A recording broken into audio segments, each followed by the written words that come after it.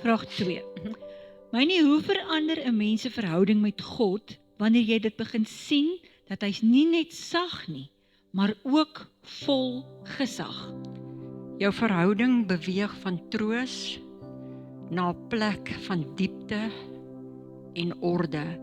Jy ervaar nie net sy liefde wat jou omhels nie, Yes, maar ook sy waarheid wat jou lei en onderrig. absoluut. Jy begin hom eer en jy begin hom eer met respek. Yes. En daar kom balans. Jy leef nie net vir vertroosting nie, maar ook vir gehoorsaamheid. Absoluut. Sy sagtheid trek jou nader, maar sy gesag hou jou op koers.